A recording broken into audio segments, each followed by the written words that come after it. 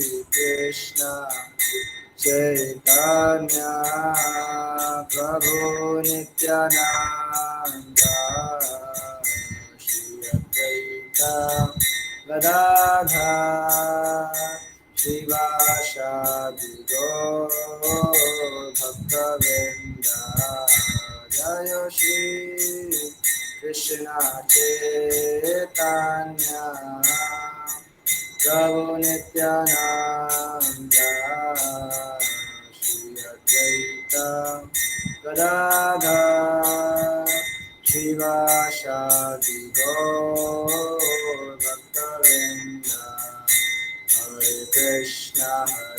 कृष्णा कृष्णा कृष्णा हरे हरे हरे राम राम राम हरे हरे कृष्णा कृष्णा कृष्णा हरे हरे हरे राम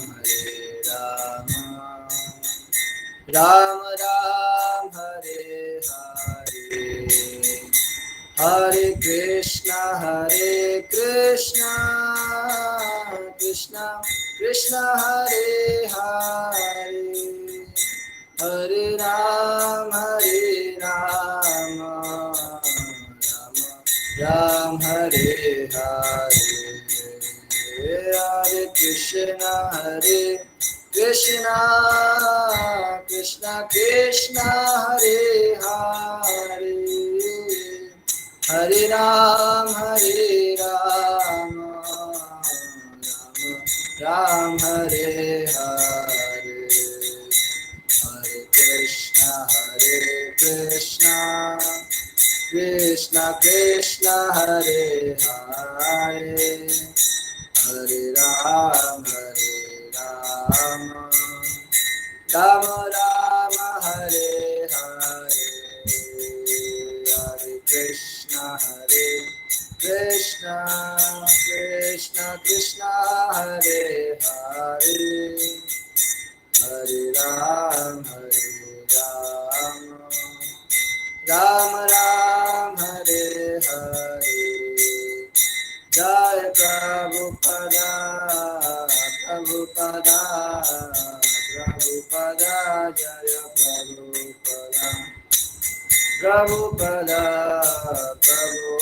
जय प्रभुपदा श्रील प्रभुपदा हरि बोल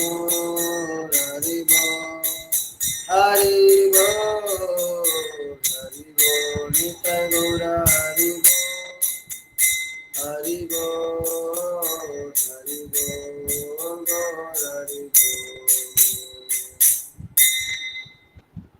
Vishnu Paramhans प्रयोजकाचार्य अष्टोत्तर Shastri Shrimad divine grace अभय चरणारविंद भक्ति वेदांत स्वामी श्री प्रभुपाद की जय इस्कॉन बीबीटी फाउंडर आचार्य श्री विरक्ति होल वर्ल्ड जगत गुरु श्री प्रभुपाद की जय जय विष्णुपाद परमहंस प्रयोजकाचार्य अष्टोत्तर शास्त्री श्रीमद श्री भक्ति सिद्धांत सरस्वती ठाकुर श्री प्रभुपाद की जय श्री रामाचार्य हरिदास ठाकुर की जय अनंत कोटि वैष्णव वृंद की जय प्रेम से कहो श्री कृष्ण चैतन्य प्रभु नित्यानंद श्री अद्वैत गदाधर श्रीवासादि गौर भक्त वृंद की जय श्री श्री राधा राधिका रमन जी की जय श्री श्री कृष्ण बलराम जी की जय श्री श्री जगन्नाथ बलदेव सुभद्रा महारानी की जय श्री श्री गौर निताय की जय श्री प्रभुपाद की जय श्री प्रभुपाद बुक डिस्ट्रीब्यूशन की जय निताय गौर प्रेमानंद हरि हरि बोल all glories to assemble devotees Hare Krishna, all glories to assemble devotees Hare Krishna, all glories to assemble devotees Hare Krishna, all glories to Shri Guru and Shri Gauranga Srila Prabhupada की जय।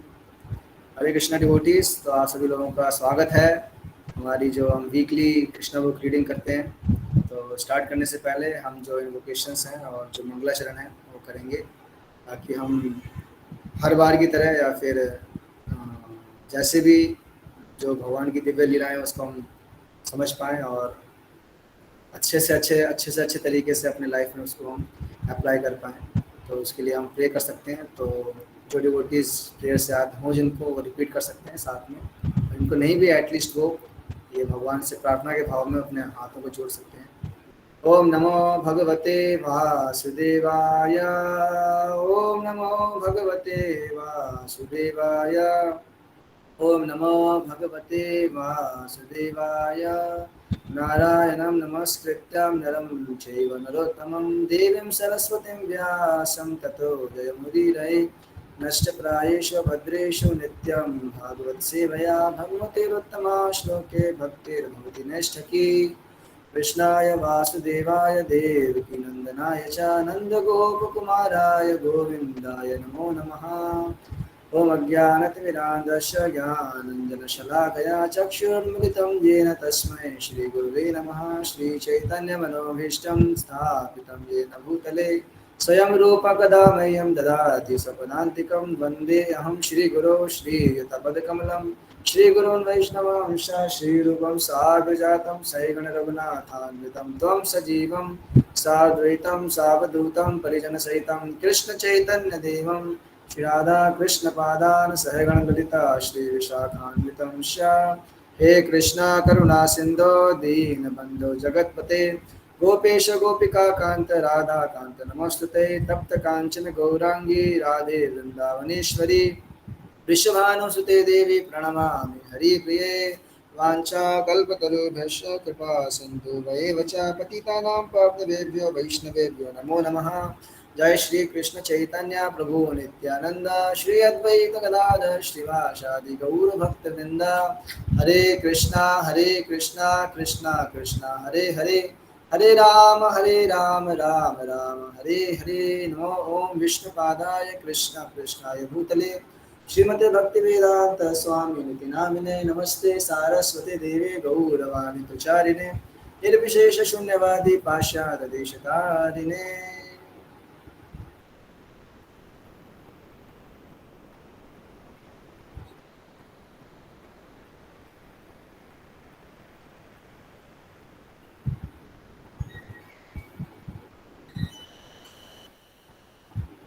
हरे कृष्णा। एक minute. हाँ, wait one minute।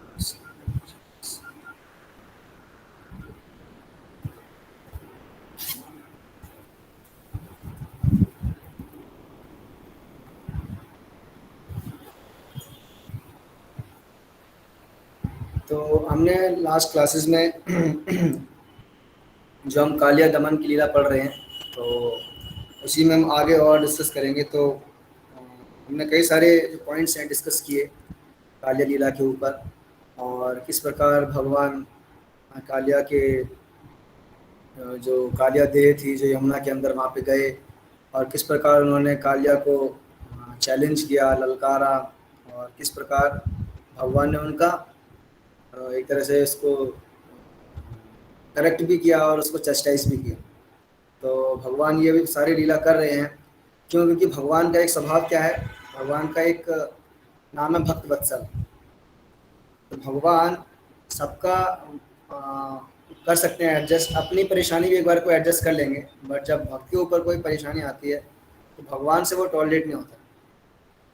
भगवान बाकी चीज़ को थोड़ा सहन कर लेंगे, लेकिन जब बात उनके भक्तों के ऊपर आती है तो फिर भगवान कहते हैं ये तो पर्सनल हो गया। मतलब भगवान के लिए अपना इतना नहीं है, लेकिन जब भक्तों के नाम आता है तो फिर भगवान थोड़ा सा उसमें तुरंत एक्शन लेते हैं, कहते हैं ना इमीडिएट एक्शन। उसमें फिर भगवान वेट नहीं करते, तो वो है शूट एंड साइट ऑर्डर, फिर भगवान जारी कर देते हैं। जो भी असुर है भगवान छोड़ते नहीं उसको, चाहे कोई भी हो। फिर भगवान का बहुत ही भक्त वत्सलता का हम इसमें देख रहे हैं, और किस प्रकार जो सबसे डीप हमारी जो अनर्था है, काम क्रोध लोभ मोह मद मत्सर्य, सबसे लास्ट में आता है ईर्ष्या द्वेष। एक बार के लिए काम भी, जैसे कई आचार्य कहते हैं कि काम को भी आप सेवा में लगा सकते हैं, क्रोध को भी लगा सकते हैं, लोभ को भी लगा सकते हैं, मोह जो भी है जितने भी, लेकिन ईर्ष्या कहाँ लगाओगे? तो ये क्या है, इसको तो निकालना ही पड़ता है, इसका कोई और ऑप्शन नहीं है कि इसको कहीं हम तो काम है उसको काम को लगा सकते हैं हम। अधिक से अधिक कामना किस चीज़ की? काम कृष्ण कथा रुचि, ऐसे नरोत्तम दास ठाकुर एक सॉन्ग लिखते हैं, काम कृष्ण अर्पणा क्रोध भक्त द्वेषी जना लोभ साधु संगे, ऐसे एक पूरा वो श्लोका आता है, वो एक प्यार लिखते हैं कि कैसे कैसे हम अपने सभी जो रिपु हैं, षड रिपु हैं, उनको भगवान की सेवा में लगा सकते हैं। लेकिन जो ईर्ष्या है उसको तो निकालना ही पड़ता है। क्योंकि ईर्ष्या की वजह से व्यक्ति क्या है वो प्रगति नहीं कर पाता, चाहे वो कहीं भी हो, चाहे वो भौतिक जीवन में हो, चाहे वो आध्यात्मिक जीवन में हो। ईर्ष्या का अर्थ वैसे ही है कि हाथ में कोयला लेके, गर्म कोयला, पिघलता हुआ कोयला लेके रखना, तो उससे आपको ही कष्ट है और किसी को कष्ट नहीं है। तो ये समझना थोड़ा सा आवश्यक है। और भगवान को अपने भक्तों के हृदय में कभी ये पसंद ही नहीं है कालिया। तो कालिया रूपी जो ये ईर्ष्या का जो भाव है भगवान को बिल्कुल पसंद नहीं है, इसलिए भगवान तुरंत उसको क्या है एक्शन लेते हैं। तो बताते हैं एक भक्त कि जितना हम है ना भगवान को मेडिटेट करते हैं, भगवान के चरणों का स्मरण करते हैं, उतना क्या होता है, जिस प्रकार भगवान कालिया के सर पर नृत्य कर रहे थे अपने चरणों से, जितना नृत्य कर रहे थे उतना उसका विष निकल रहा था, उतना उसका जहर, उतने उतने उसकी गंदगी निकल रही थी। तो उसी प्रकार से जितना जो भक्त है, साधक है, जितना भगवान को स्मरण करता है, नाम नाम कीर्तन के माध्यम से, सेवा के माध्यम से, भक्तों के संग के माध्यम से, श्रवण कीर्तन के माध्यम से, तो उतना क्या है, जितना वो स्मरण करता है, तो भगवान क्या कर रहे हैं, एक तरह से उसके जो अनर्था के ऊपर डांस कर रहे हैं। तो उससे क्या होता है, धीरे धीरे कितने जो गंदगी है वो धीरे धीरे क्या है निकलना शुरू होता है। इसलिए भगवान खुद कहते हैं विधुन होती सुहृद सताम, कि मैं क्या करता हूँ अपने जो भक्तों का जो जो क्या है ट्रुथफुल है। हाँ, भगवान एक वर्ड यूज कर रहे हैं, चाहे भागवतम में देखें, भगवत गीता में देखें, तो एक बहुत पर्टिकुलर वर्ड यूज कर रहे हैं। क्या है, मैं किस भक्त का जो है हृदय साफ करता हूँ, विदुनोति सुहृद सताम, मैं उन भक्तों का सुहृद हूँ जो क्या है सताम। तो सताम के लिए प्रभुपाद वर्ड यूज करते हैं दोज हु आर ट्रुथफुल। और भागवतम में ये सेम श्लोक आता है, उसमें भी आता है वर्ड कि क्या है निर्विलीकम, ये वर्ड यूज होता है निर्विलीकम। निर्विलीकम का अर्थ क्या है, नॉन डुप्लीसियस। तो भगवान क्या है ऐसे भक्तों का क्या करते हैं, खुद पर्सनली उनका हृदय साफ करते हैं। तो यही हम कालिया लीला में देख रहे हैं, किस प्रकार भगवान जो ब्रजवासियों की रक्षा के लिए कालिया को पनिश कर रहे हैं। तो हमने पहले कई सारी चीज़ें पढ़ी हैं, और अभी जो नाग पत्नियां हैं वो आई हैं, उन्हें पता चला है कि भगवान ने तो पूरा अच्छे से उसका मसाज कर दिया है, पूरा सारी गंदगी निकाल दी है। अब इतना आ गया कि अभी बिल्कुल ही डेथ बेड पे है। भगवान नाग पत्नियां जानते हैं कि अब अगर भगवान ने इसके ऊपर नृत्य किया तो ये प्राणहीन हो जाएगा। तो अब क्या है, नाग पत्नियां अपने पुत्रों पुत्रियों को, जो भी उनके संतान है, उनको लेके आती हैं, भगवान से प्रार्थना कर रही हैं। और बहुत सुंदर प्रार्थना है, हमने कुछ प्रार्थनाएं पिछले उसमें पढ़ी थी, तो आप सब लोगों ने जो भी डिवोटीज थे प्रेजेंट, उन्होंने पढ़ा होगा कि किस प्रकार वो जो नाग पत्नियां हैं इतने सुंदर सुंदर जो प्रार्थनाएं भगवान के सामने कर रही हैं। तो मैं इसमें से आगे अब हम पढ़ने का प्रयास करेंगे, और उसी में से जो कुछ पॉइंट्स हैं आज के चैप्टर्स में, जो पैराग्राफ्स हैं, कई सारे इंपॉर्टेंट चैप्टर हैं, वो पॉइंट्स हैं, तो उसको हम डिस्कस करने का प्रयास करेंगे। तो कोई बताना चाहेगा हमने लास्ट क्लास में कहाँ तक पढ़ा था? और जिन डिवोटीज को अगर कोई हेजिटेशन नहीं है, they can open their videos. अगर दे कई बार थोड़ा सा वीडियो ऑन रहता है तो प्रवक्ता को भी और श्रोता को भी एक टेंशन रहता है कि हाँ कि हम सुन रहे हैं, और अगर कोई इस नॉट कोई प्रॉब्लम नहीं है तो आप अपना वीडियो ऑन कर सकते हैं please. Thank you very much Vandana माता जी, थैंक यू सीमा माता जी, थैंक यू। तो कुछ बताना चाहेंगे डिवोटीज, हमने लास्ट क्लास में कहाँ तक पढ़ा था? कोई भी? प्रभु जी हरे कृष्णा प्रभु जी, हम थे पेज नंबर 142 और लास्ट वाला पैराग्राफ, हे भगवान हम आपके समक्ष प्रार्थना कर रहे हैं। तो हमने इससे पहले पढ़ लिया था सब कुछ, सही है ना माता जी? इससे पहले हमने पढ़ चुके हैं। हाँ जी प्रभु जी, इससे पहले पढ़ चुके। ठीक, थैंक यू। तो ठीक है, हम इसके आगे फिर अभी अपना रीडिंग स्टार्ट करते हैं। मेरे ख्याल से आज हमें चैप्टर कंप्लीट कर लेंगे क्योंकि ज़्यादा बड़ा नहीं है। तो इसमें बस कुछ पॉइंट्स पॉइंट्स जिस पर मैं थोड़ा सा डिस्कस करना चाहूँगा। तो जो डिवोटी रीड करना चाहें वो हैंड रेज कर सकते हैं। और डिवोटीज कोई करना चाहें, जिन्होंने वीडियो ऑन नहीं किया है वो अपने हैंड रेज वर्चुअली कर सकते हैं।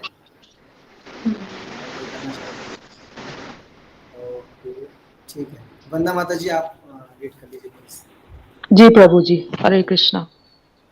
हे भगवान, हम आपके समक्ष प्रार्थना कर रही हैं। आप ये जान सकते हैं कि यह बेचारा सर्प अपना प्राण त्यागने वाला है आप जानते हैं कि हम स्त्रियों के लिए हमारा पति ही सर्वस्व है। अतः हमारी प्रार्थना है कि आप हमारे पति कालिया नाग को क्षमा कर दें, क्योंकि यदि यह सर्प मर जाता है तो हम सब घोर संकट में पड़ जाएंगी। आप हम पर कृपा करें और इस परम पापी को क्षमा दान करें। हे प्रभु, प्रत्येक जीव आपकी संतान है और आप हर एक का पालन करते हैं। यह सर्प भी आपकी संतान है, अतः आप इसे क्षमा करें। भले ही इसने आपकी शक्ति को जाने बिना आपके प्रति अपराध किया है, हमारी प्रार्थना है कि इस बार क्षमा करें। हे प्रभु, हम आपको अपनी प्रेममयी सेवाएं अर्पित कर रही हैं, क्योंकि हम सभी आपकी नित्य सेविकाएं हैं। आप हमें जो भी आदेश देंगे, हम उसका पालन करेंगी। यदि कोई आपके आदेशों का पालन करे, तो वह अपनी सारी निराशा से मुक्त हो सकता है। थैंक यू ना थैंक यू। जी प्रभु जी। तो एक्चुअली चैप्टर छोटा सा ही है, तो मैं इन्हीं पॉइंट्स में कुछ इंपॉर्टेंट पॉइंट्स हैं उसको डिस्कस करने का मैंने सोचा था आज। तो इसमें आप देखेंगे जो नाग पत्नियां हैं वो भगवान के समक्ष आकर पहले तो उन्होंने भगवान का बहुत गुणगान किया कि भगवान आप कितने दयालु हैं, इस कालिया नाग जैसे सर्प पर भी आपने अपनी कृपा की। क्योंकि जनरली सर्प को, मैंने जैसे लास्ट क्लास में बताया था कि सर्प को देखते ही व्यक्ति क्या है उसको मारने के लिए भागता है, इसकी मृत्यु कर दी जाए क्योंकि सब दूसरों को हानि करेगा। तो भगवान, भले ही आप बाह्य रूप से देखा जाएगा कि भगवान गए हैं और भगवान उसको एक तरह से मारने का प्रयास ही कर रहे हैं, लेकिन भगवान के मारने में भी क्या है, कृपा छुपी हुई है, जैसे हमने पिछली क्लास में डिस्कस किया। तो यहाँ पर वो जो नाग पत्नियां हैं वो कह रही हैं कि बड़े बड़े साधु ऋषि मुनि जो योगी हैं वो भी आपके चरणों की रज है उसको प्राप्त करने के लिए इतनी तपस्या करते हैं, इतने बड़े बड़े यज्ञ दान तपस्या करते हैं, फिर भी उनके लिए मुश्किल होता है आपके चरणों का एक कण प्राप्त करना। लेकिन ये कालिया कितना भाग्यशाली है कि इसके ऊपर आपने नृत्य किया और 2 घंटे तक आप इसकी जो कुंडली है उसमें विश्राम किया आपने। सोचिए ना कि भगवान कितना पर्सनल टाइम दे रहे हैं अपना, आप सोच के देखिए ना। अब सोचिए कोई बहुत सीनियर डिवोटी हो, हाँ, हमारे घर में आए और अच्छी फैसिलिटीज नहीं है फिर भी वो अपना कहीं बहुत सारा टाइम स्पेंड करे, हम नहीं चाहते फिर भी आ गया। तो सोचिए है ना कितना उसकी हृदय में दया होगी हमारा उद्धार करने की।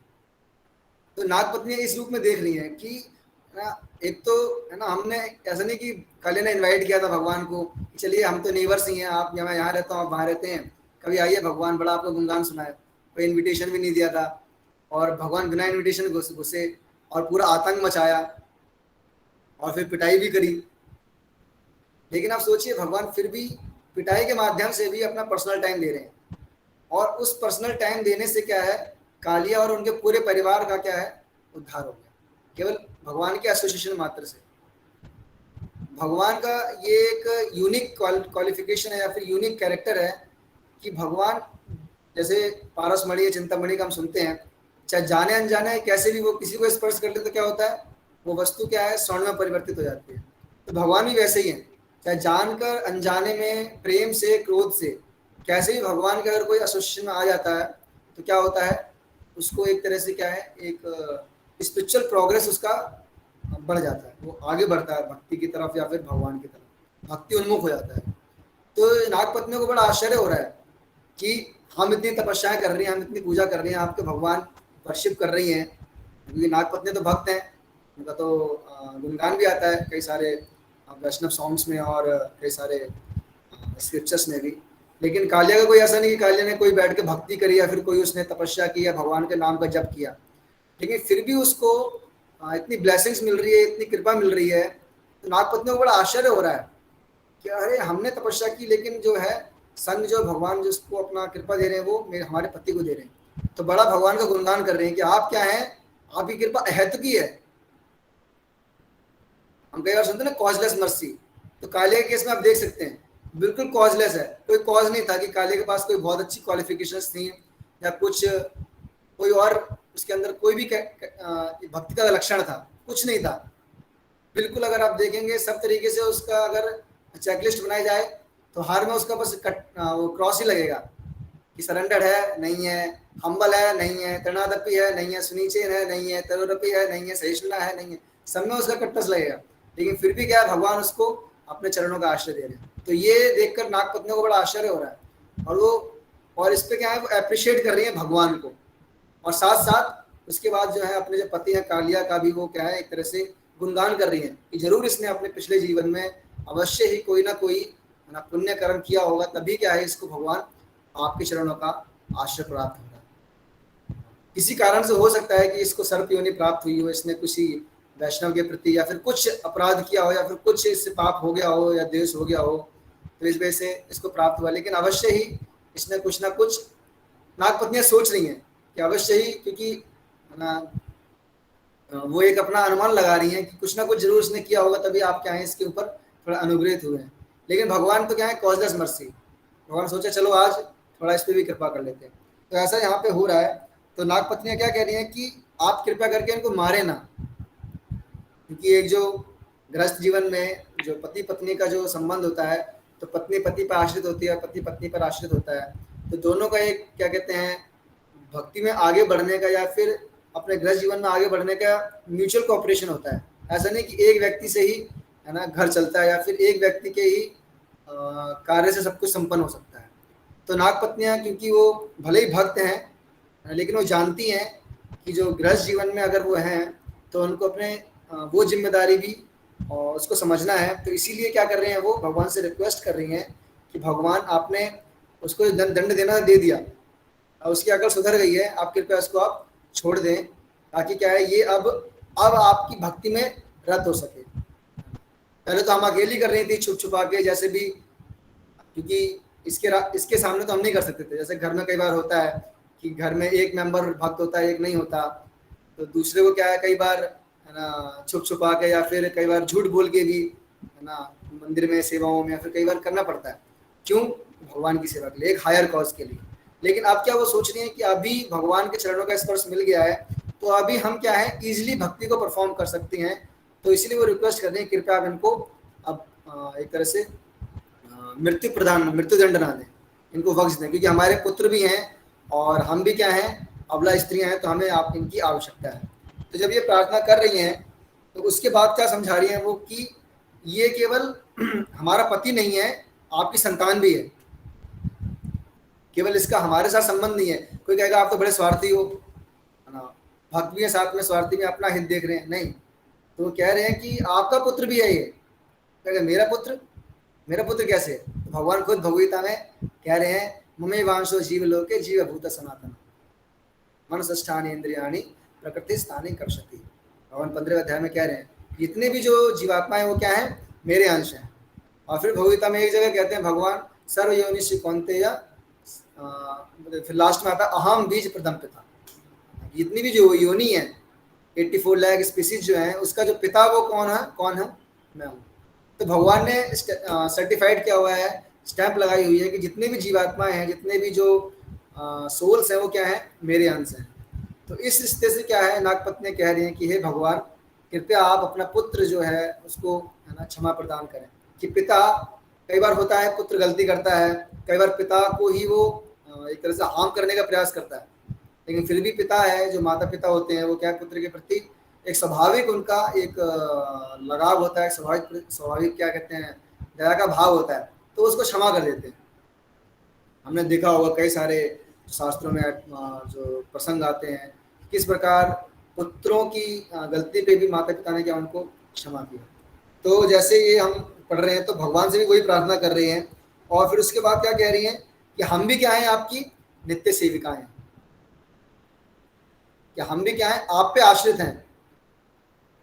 आप अगर चाहेंगे तो हमारे पति की रक्षा हो सकती है, आप नहीं चाहेंगे तो नहीं हो सकती, है संभव नहीं है। तो सरल सा जो सिद्धांत प्रभुपाद जी कई बार बोलते थे कि राखे कृष्ण मारे के और मारे कृष्ण राखे के, कि अगर कृष्ण मारना चाहते हैं तो फिर रक्षा कौन कर सकता है, और अगर कृष्ण रक्षा करना चाहते हैं फिर मार कौन सकता है। तो वो यही कह रही है कि अगर आपकी इच्छा है तो आप चाहे तो इसकी रक्षा करें, चाहे तो आप इसको दंड प्रदान करें। हमारी लेकिन ये रिक्वेस्ट है कि आप इसको बख्श दें। तो भक्त क्या है भगवान पे पूर्ण आश्रित होता है लेकिन फिर भी अपना प्रपोजल रखता है कि भगवान मेरी ये इच्छा है, लेकिन अगर आपको लगता है कि ये मेरे लिए ठीक है तो आप करिए, अन्यथा जो आप चाहें वो मुझे स्वीकार है। तो इसी प्रकार जब मैं अभी 4th कैंटो पढ़ रहा था, तो उसमें पृथु महाराज भी सेम यही प्रार्थना कर रहे हैं। तो वो कह रहे हैं कि जब भगवान उनके समक्ष प्रकट होते हैं तो वो कहते हैं कि भगवान आप मेरे पिता हैं, है ना, और एक पुत्र को, है ना, कभी एक समझदार पिता को आप बताने की आवश्यकता नहीं है कि उसको क्या आवश्यक है। अगर पिता समझदार है तो उसको पता है कि पुत्र की क्या आवश्यकता है और उसको वो उसे बिना मांगे ही प्रदान करता है।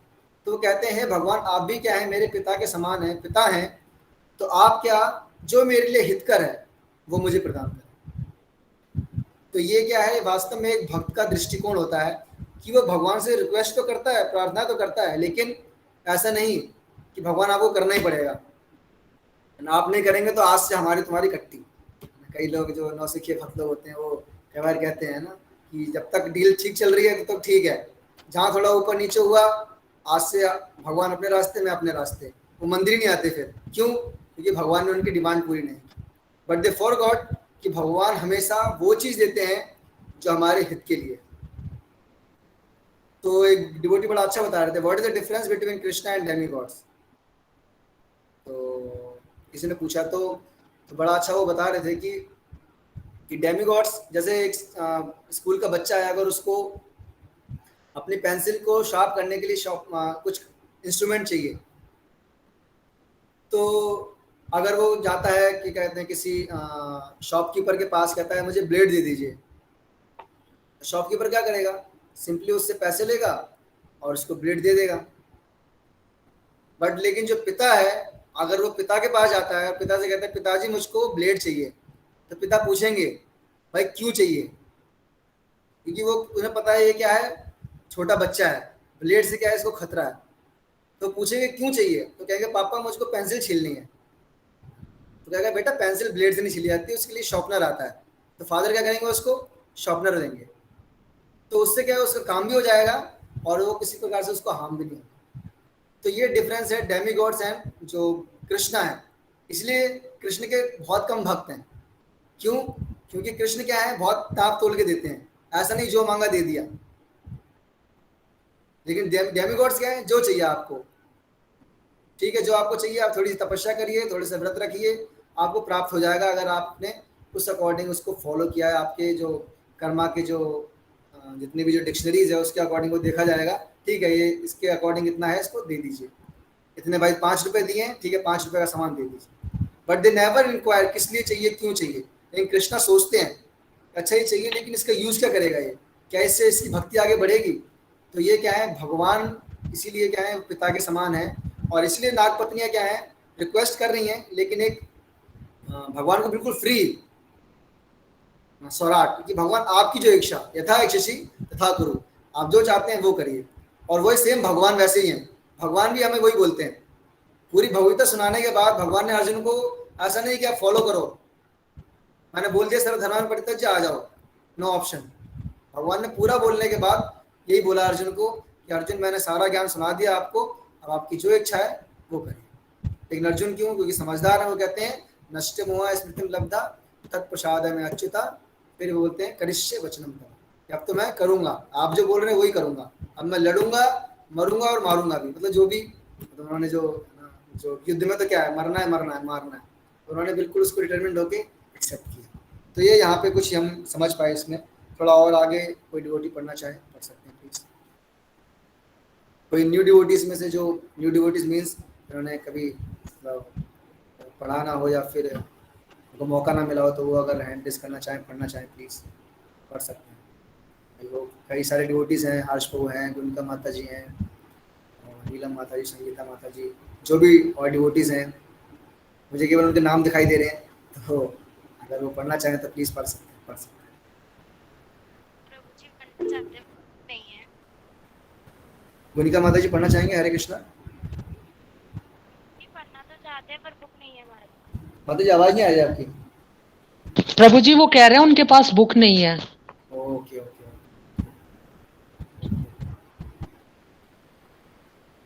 अब बबीता माता जी पढ़ना चाह रहे हैं। हरे कृष्णा। माता जी आपको आवाज आ रही है? प्लीज आप अगर बुक है आप स्टार्ट कर सकते हैं इसके नेक्स्ट। हरे कृष्णा। बबीता माता जी, आपको आवाज आ रही है?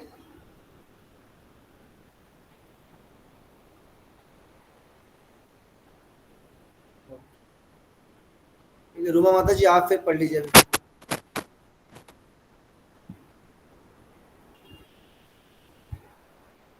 आप रूमा माता जी, आप पढ़ लीजिए प्लीज। जी प्रभु जी, हरे कृष्णा प्रभु जी, धन्यवाद। नागपत्नियों द्वारा प्रार्थना किए जाने पर भगवान कृष्ण ने कालिया को अपने पाश से मुक्त कर दिया। कालिया पहले ही भगवान के प्रहार से अचेत था, अतः चेतना आने पर तथा पाश से मुक्त होने का पर कालिया में प्राण का संचार हुआ और उसकी इंद्रियां चैतन्य हो उठी। वह हाथ जोड़कर परम भगवान कृष्ण से प्रार्थना करने लगा। मेरा जन्म ऐसी योनि में हुआ है कि मैं तमोगुण के कारण स्वभाव से क्रोधी और ईर्ष्यालु हूँ। आप भली भांति जानते हैं कि प्राकृतिक स्वभाव को त्याग पाना कितना कठिन है। यद्यपि हम इस स्वभाव के कारण ही जीव एक शरीर से दूसरे शरीर में देहांतर करता रहता है। भगवद गीता में भी कहा गया है कि भौतिक प्रकृति के चंगुल से छुटकारा पाना अतीव कठिन है, किंतु यदि मनुष्य भगवान कृष्ण की शरण में चला जाता है तो प्रकृति के गुणों का उस पर कोई प्रभाव नहीं पड़ता। कालिया ने आगे कहा, हे प्रभु, आप प्रकृति के उन समस्त गुणों के मूल सृष्टा हैं जिनसे ब्रह्मांड की उत्पत्ति होती है। आप जीवों की उन भिन्न प्रवृत्तियों के कारण स्वरूप हैं जिनके कारण उन्हें विभिन्न प्रकार के शरीर प्राप्त होते हैं। हे स्वामी, मैं सर्प के रूप में उत्पन्न हुआ हूँ, अतः स्वभाव से ही मैं अत्यंत क्रोधी हूँ। अतः आपकी कृपा के बिना इस स्वभाव को त्याग सकना कैसे संभव हो सकता है। आप माया के बंधन से छूट पाना बहुत कठिन है। आपकी माया से ही हम दास बने हुए हैं। हे भगवान, मेरी इन अपरिहार्य भौतिक प्रवृत्तियों के लिए मुझे क्षमा प्रदान करें। मैं आपकी शरण में आया हूँ। अब तो मुझे दंड दे या मुझे बचा ले। थैंक यू माता जी। हरे कृष्ण।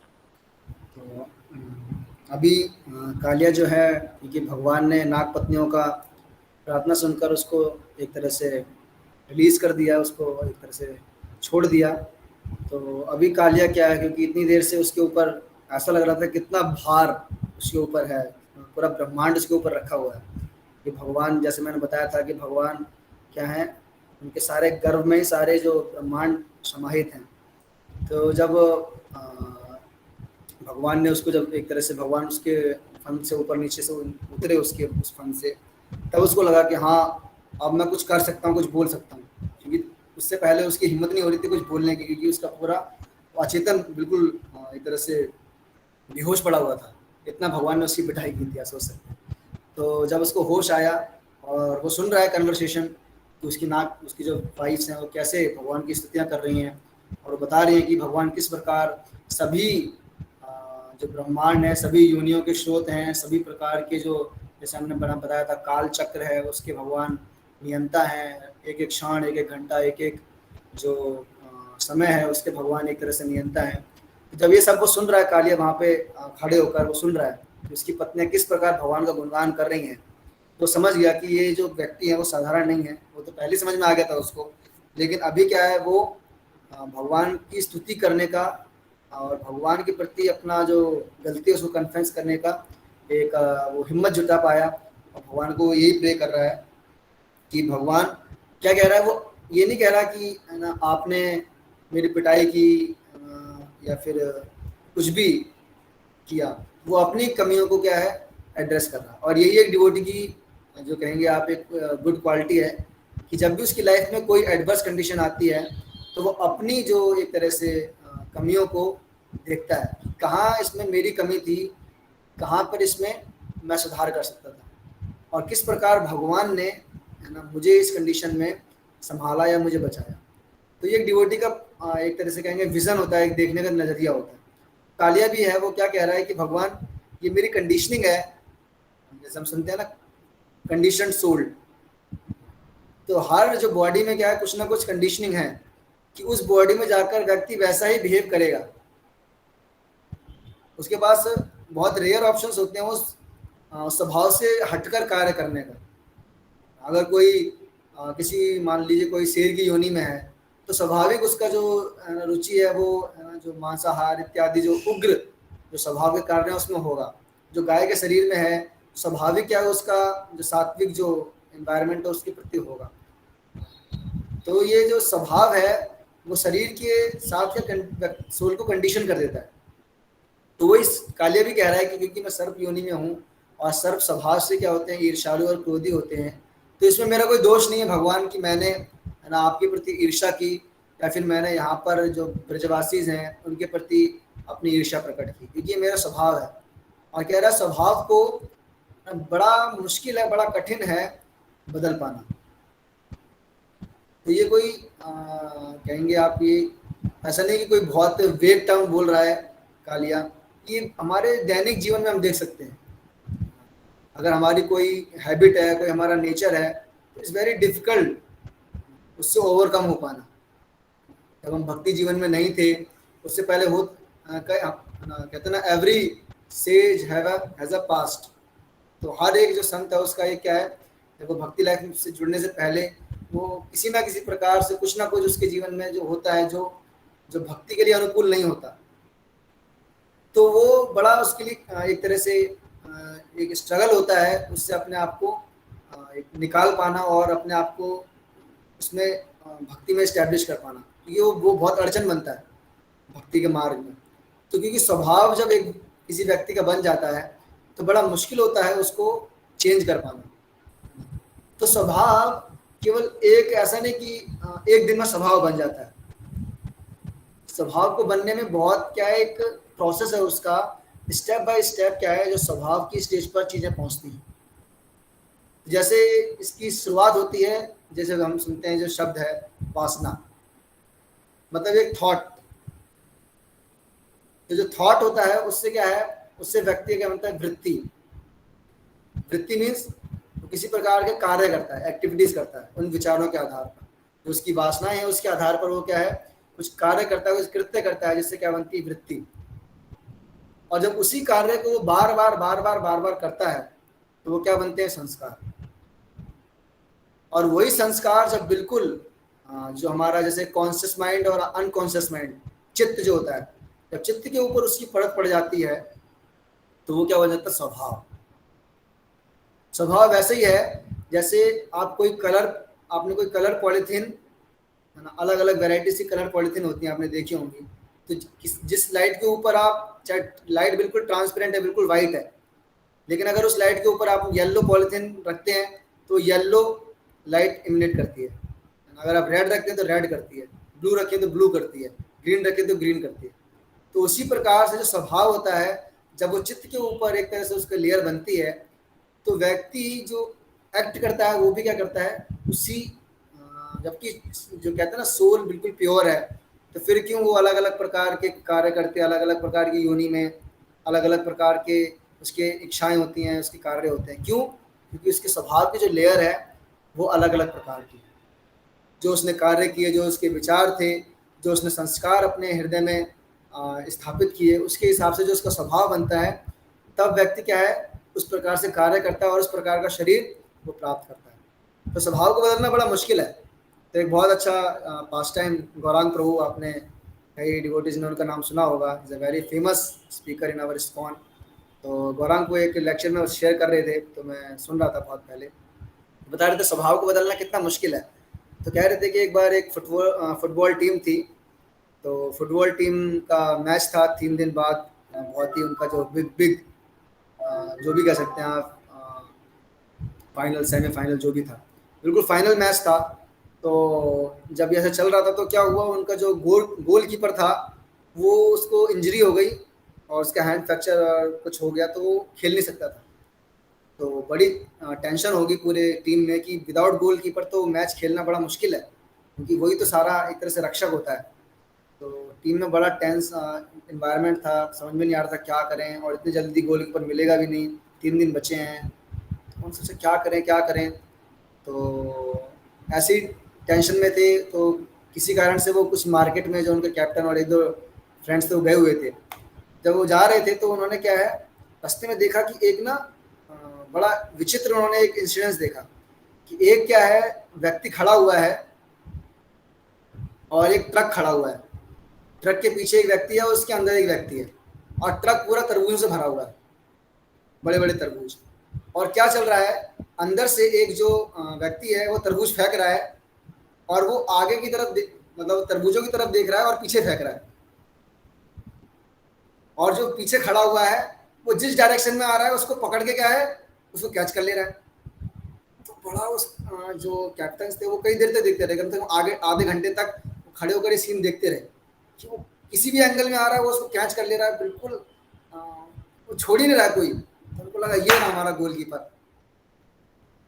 और भाई इतना एक्सपर्टीज है इसके अंदर, चाहे जंप मार के कैसे भी करके उसको ऊपर नीचे दाएं बाएं कोई नहीं छोड़ रहा, कोई मिस नहीं हो रहा है, क्योंकि तरबूज तो बड़े सेंसिटिव होते हैं, एक भी गिरा फट जाएगा, तो एक भी मिस नहीं होने दे रहा वो।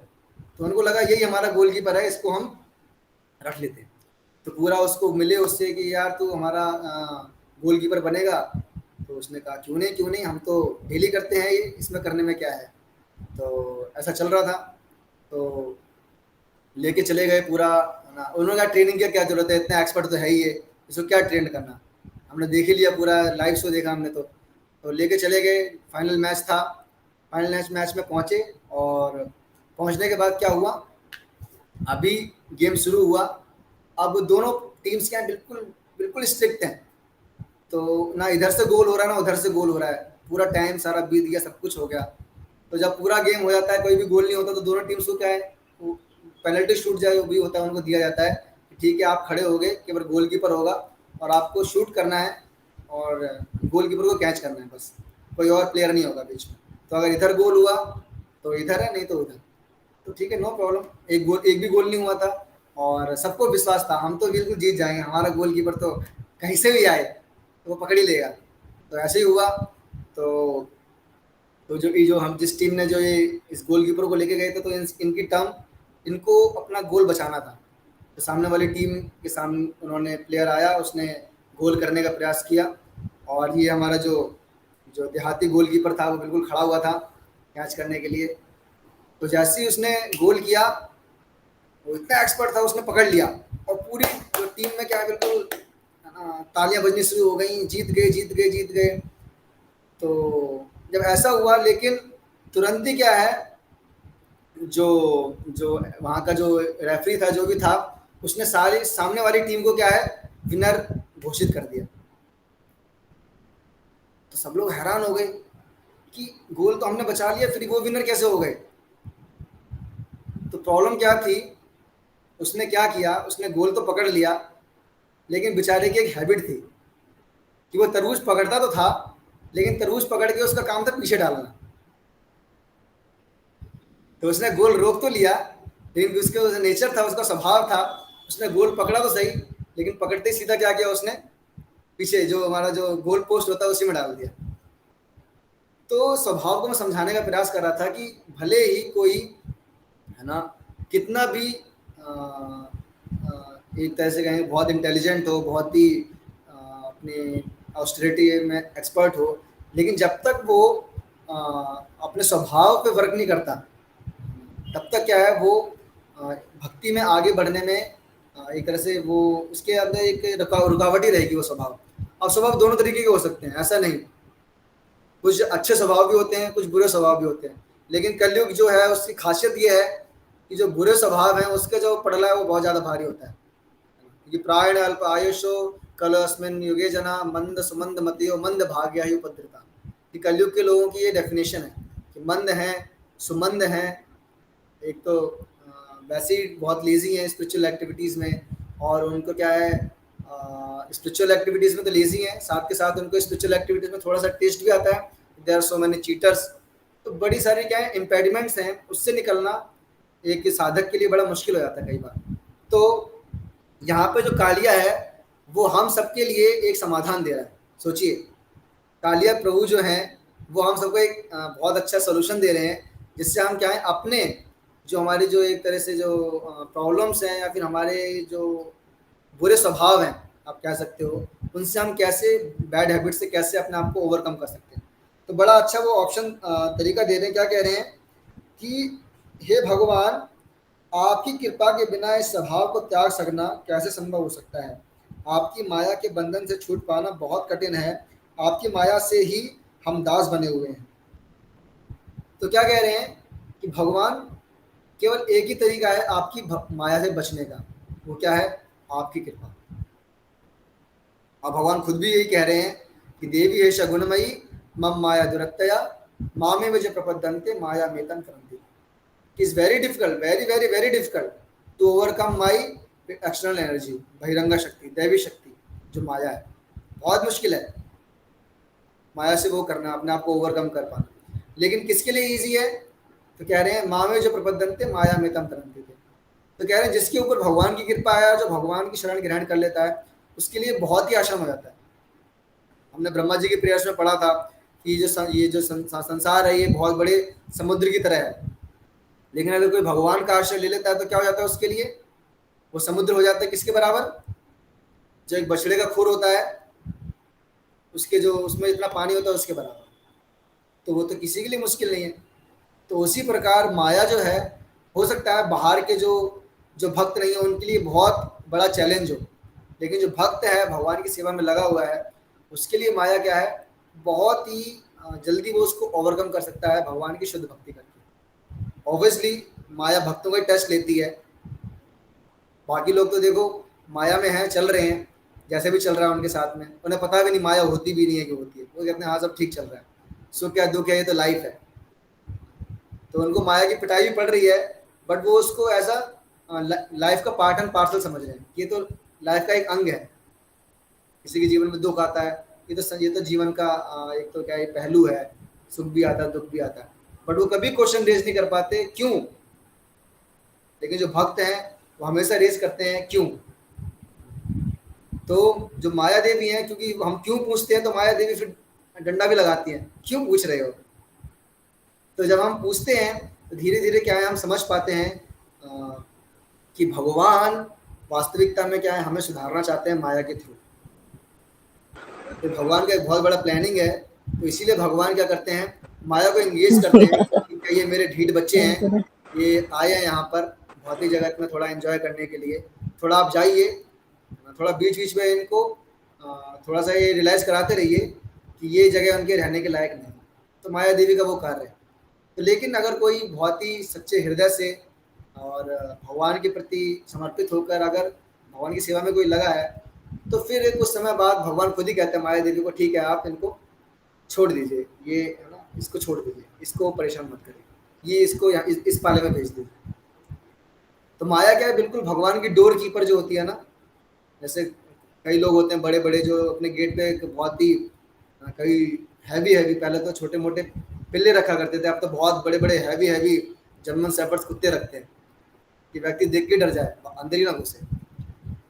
तो भगवान भी क्या है, अपने जो एक धाम है उसके बाहर जो है माया देवी को रखते हैं कि जो भी यहाँ एंटर करे पहले he should be testified certified, तभी वो अंदर है। तो माया देवी पूरा टेस्ट लेती हैं, हमारा मन बुद्धि अहंकार जो भी हमारी इच्छाएं स्वभाव भाव जो भी है सबका टेस्ट लेती हैं, पूरा वेरिफिकेशन होता है, तो वो एंटर करते हैं। लेकिन अगर है ना भगवान किसी को अलाउ करते हैं, भगवान के भक्त किसी को अलाउ करते हैं, ठीक है इनको आने दीजिए, तो माया देवी फिर अपना जो चेकिंग वो है थोड़ा लूज कर देती है, ठीक है भगवान ने इनको सैंक्शन किया है तो आने दीजिए। जैसे नॉर्मली सी बात है, घर में अगर कोई है ना, कई बार होता है लोग पेट डॉग रखते हैं, तो कोई मान लो अननोन गेस्ट आता है तो उस देखते ही भौंकना शुरू कर देता है। लेकिन जब कोई घर का मालिक होता है वो कहता है, इसका जो नाम लेके बोलता है नहीं शांत हो जाओ, ये अपने व्यक्ति है, तो चुपचाप अपना क्या है जो उसको काम करना होता है अपना सोफे के नीचे या फिर जहाँ भी जाकर अपना कार्य करना लगता है। तो माया देवी वैसी हैं, जब भी उन्हें लगता है कि हाँ ये कृष्ण की भक्ति के अनुकूल नहीं है तो तुरंत क्या है वो उस पर एक्शन शुरू कर देती हैं। लेकिन जब भगवान देखते हैं कि नहीं ये रियली मेरी भक्ति करना चाहता है, तो भगवान फिर माया को कहते हैं कि ठीक है इसको छोड़ दिया जाए। तो ये बहुत ईजी है भक्ति करना और at the same time difficult है। तो ईजी किसके लिए है, जो बिल्कुल सिंपल डिवोटी है, और डिफिकल्ट किसके लिए, जो बहुत कॉम्प्लिकेटेड है। भगवान ने सिंपली बोला हुआ है जो शिक्षाएं, अगर उसको हम एज इट इज फॉलो करें तो भक्ति बहुत ईजी है। सुनने में लगता है पूजी इतनी तो ईजी नहीं है इतना आप बोल रहे हो, क्योंकि हम लोग क्या है, हमारा माइंड इतना कॉम्प्लिकेटेड है और हमारा लाइफस्टाइल इतना कॉम्प्लिकेटेड है, तो हमारे लिए बड़ा मुश्किल होता है भक्ति लाइफ को एक्सेप्ट करना। अगर हम सिटी लाइफ में देखें है ना, सोना इतना लेट होता है, फिर बोला जाए उसको पूरी 3:30 बजे उठिए, तो लगता ही है मुश्किल, भक्ति लगेगी मुश्किल। लेकिन वहीं अगर जो सिंपल लिविंग जो लोग जीते थे, जो जल्दी सोया करते थे, उनके लिए इट्स वेरी नेचुरल। अब अगर आज से पहले हम कुछ जो भी विलेजेस का अगर कल्चर जानते होंगे तो दे नो कि गाँव में तो ये कल्चर था कि नॉर्मली 4-5 बजे तक लोग जग जाते थे, क्योंकि रात में जगने का कोई कारण नहीं होता था उनके पास, कि उनके पास स्मार्टफोन्स या टेलीविजन्स या फिर एटसेट्रा एटसेट्रा नहीं हुआ करता था जागने के लिए। जो जल्दी खाते थे जल्दी सोते थे, फिर जल्दी उठ भी जाते थे, क्योंकि लाइफ सिंपल थी। इसलिए भक्ति के जो रूल्स थे उन्हें फॉलो करना भी सिंपल था। लेकिन क्योंकि लाइफ कॉम्प्लिकेटेड है, तो इसीलिए भक्ति को फॉलो करना एक कई बार क्या है, मुश्किल हो जाता है। मंगल आरती का नाम सुनते कई बार लगता है कि नहीं जा पाऊंगा, नहीं जा पाऊंगा। रात में टेंशन शुरू हो जाती है, कल मंगल आरती जाना है। कई बार जन्माष्टमी या फेस्टिवल्स में जाना होता है, तो पहले कई बार रात में नींद भी नहीं आती, पता नहीं सुबह मैं उठ ही ना पाऊँ या उठ ही ना, तो कई बार रात भर नींद भी नहीं आती कई भक्तों को। आई रिमेम्बर जब मेरा फर्स्ट टाइम जब जन्माष्टमी का था, तो मैं रात भर सोया नहीं, क्योंकि मुझे पता था अगर मैं सो गया तो मैं उठ नहीं पाऊंगा। तो ये होता है कई बार, जो कंडीशन जो हमारी लाइफ है। लेकिन जो सिंपल डिवोटीज हैं, भगवान कह रहे हैं कि उनके लिए क्या है, बहुत ईजी है। और सिंपल का एक और क्वालिफिकेशन क्या है कि should be simple from the heart. Habits में हो सकता है, नेचर में हो सकता है, but also in simple in heart. क्योंकि भगवान को सिंपल लोग बड़े पसंद है। भगवान जरूर टेढ़े हैं, हाँ, भगवान कहते हैं टेढ़ा मैं ही हूँ, केवल आई एम द ओनली टेढ़ा, और नहीं कोई चाहिए मुझे, मेरे सामने सब सीधे रहो, इसलिए दंडवत प्रणाम। भगवान कहते हैं लेटना भी तो पूरा डंडे की तरह, बिल्कुल सीधे। तो ये केवल मेरे पास अधिकार है टेढ़े होने का, because I have so much burden of love. तो भगवान के पास इतना लव है, तो जब किसी के ऊपर बहुत भार होता है तब वो थोड़ा सा इधर उधर होता है। तो भगवान के पास बहुत सारा लव है, करुणा सिंधु है, प्रेम सिंधु है, इसलिए भगवान इज सो मच बैंड। क्योंकि राधा रानी के प्रति भी है, भक्तों के प्रति भी है, तो कई जगह भगवान का इतना प्रेम है, तो भगवान देयर फॉर शो में इतना बैंड है। तो भक्तों को क्या लेना, लेकिन बहुत ही बिल्कुल स्ट्रेट सीधा। जब व्यक्ति सीधा होता है और सिंपल होता है, तो भगवान क्या है, उसको यूज करते हैं किसके लिए, अपनी सेवा के लिए। जैसे फॉर एग्जांपल बांसुरी, भगवान की बांसुरी क्या है, बिल्कुल सीधी है। उसको भगवान क्या करते हैं, बिल्कुल अपने साथ रखते हैं, सोते हुए भगवान साथ में रखते हैं उसको, और चीजें चाहे उतार भी दें भगवान एक समय के लिए, बांसुरी बिल्कुल साथ में रख के सोते हैं। और उससे क्या करते हैं भगवान, सबसे जो इम्पोर्टेंट पार्ट है भगवान का, भगवान के जो लिप्स हैं, भगवान उसका टच देते हैं, जिसका जो टच है स्वयं गोपीज को भी भगवान रियली कभी अलाउड करते हैं। भगवान के लोटस फीट का मसाज कर लो चलेगा, बॉडी टच कर लो चलेगा, लिप्स भगवान ऐसे हर किसी को नहीं देते। लेकिन जो बांसुरी है, भगवान क्या है, उसको हमेशा, चाहे वो गायों को बुलाना है तब उसको यूज करेंगे, चाहे गोपियों को बुलाना है तब भी यूज करेंगे, ग्वालों को बुलाना है तब भी यूज करेंगे। कोई भी मैसेज, पर्सनल, पब्लिक, किसी तरह का मैसेज भगवान को डिलीवर करना है, तो भगवान का जो भी टेलीकॉम है वो यही है, बांसुरी है। भगवान उसके थ्रू वो करते हैं, क्योंकि बहुत सिंपल है, बिल्कुल स्ट्रेट है और होलो है, अंदर से कुछ नहीं भरा, अंदर बिल्कुल सिंपल। उसके थ्रू भगवान का पूरा मैसेज ट्रांसफर करते हैं। तो ऐसे भक्त जो सिंपल होते हैं, स्ट्रेट फॉरवर्ड होते हैं, उसके थ्रू भगवान क्या पूरे संसार में प्रचार कराते हैं। इसलिए प्रभुपाद वेरी सिंपल। अब देखा जाए तो ऐसा नहीं कि प्रभुपाद के पास बहुत सारा धन था, बहुत सारा सौंदर्य था, या बहुत ही एजुकेटेड, बहुत हाईली एजुकेटेड थे प्रभुपाद। एब्सोल्युटली जो स्पिरिचुअली अगर उसमें देखा जाए तो इज आचार्य, बट मेटेरियली उससे देखा जाए तो प्रभुपाद ने ड्रॉप आउट किया अपना कॉलेज, और बहुत ज़्यादा ऐसे कोई मेटेरियल स्टडी नहीं किया, और ना ही कोई प्रभुपाद जी का बहुत ही अमेरिकन एसेंट था, बिल्कुल फराटेदार अंग्रेजी बोल रहे हैं, नहीं, very simple in dealings, in conversation, बिल्कुल बंगाली एसेंट में बात कर रहे हैं, है ना। आई रिमेम्बर एक इंसिडेंस था जिसमें प्रभुपाद जी बात कर रहे थे, तो कोई डिवोटी प्रभुपाद के पास एक फोटो लेके आया चैतन्य महाप्रभु की, तो उन्होंने कहा, जिसमें महाप्रभु के बाल थे, तो कहता है Prabhupada, see, Prabhupada, Chaitanya Mahaprabhu has long hair. Yes, yes, he also hippie, therefore he came here. तो प्रभुपाद ने ऐसे कहा, बट फिर उसे कहा, बट प्रभुपाद उन्होंने तो शेव कर लिया था।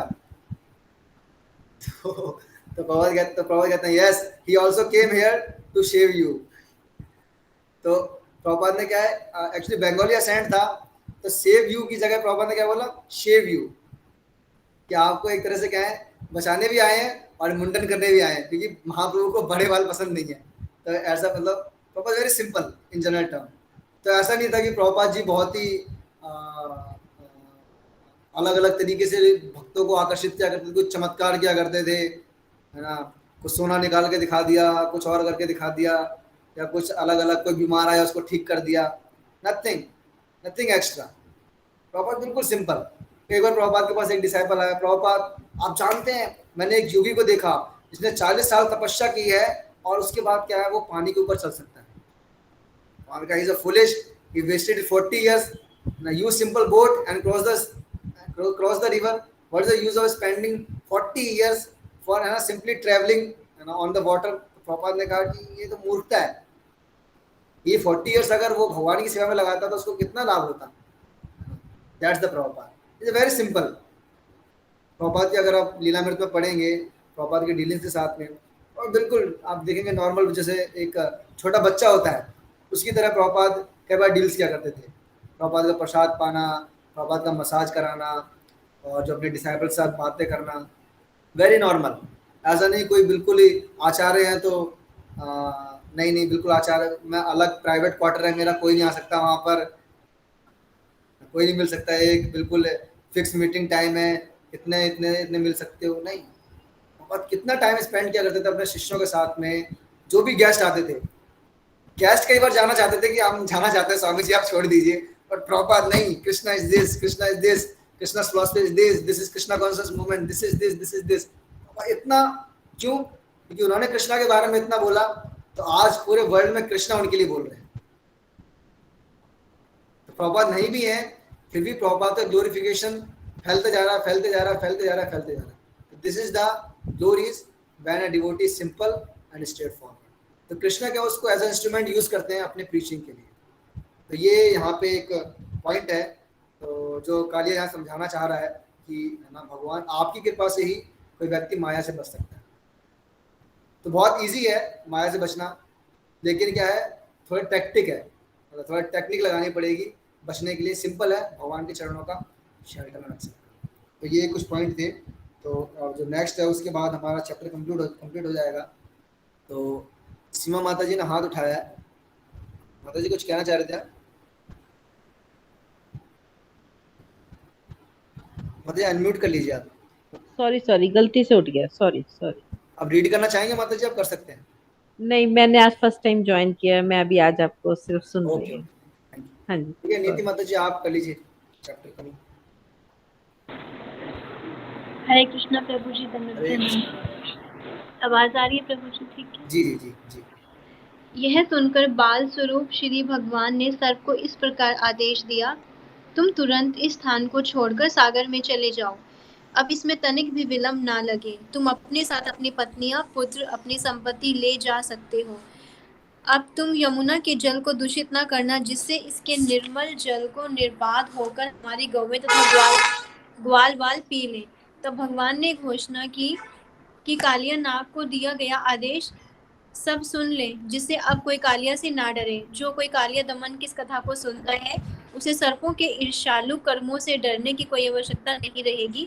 भगवान ने यह भी उद्घोष किया, यदि कोई इस कालिया झील में स्नान करता है जहाँ मैंने तथा मेरे ग्वाल बालों ने स्नान किया है, यदि कोई कर इसके जल से पितरों का तर्पण करता है, तो वह सारे पापों के फलों से मुक्त हो जाएगा। भगवान ने कालिया को भी आश्वासन दिया, तुम यहाँ पर गरुड़ के भय से भाग कर आए थे, क्योंकि वह समुद्र की निकटवर्ती सुंदर भूमि पर तुम्हारा भक्षण करना चाहता था। अब तुम्हारे सिर पर मेरे चरण कमलों के चिन्ह देखकर गरुड़ तुमसे कोई शत्रुता नहीं करेगा। भगवान कालिया तथा उसकी पत्नियों पर प्रसन्न हुए। उनका आदेश पाते ही कालिया तथा उसकी पत्नियां सुंदर वस्त्र, फूल, माला, रत्न, आभूषण, चंदन कमल पुष्प तथा फलों की भेंट चढ़ाकर उनकी पूजा करने लगे। इस प्रकार उन्होंने अपने शत्रु गरुड़ के स्वामी को प्रसन्न कर लिया, जिससे वे बहुत ही भयभीत थे। फिर कृष्ण के आदेश का पालन करते हुए उन्होंने यमुना झील छोड़ दी।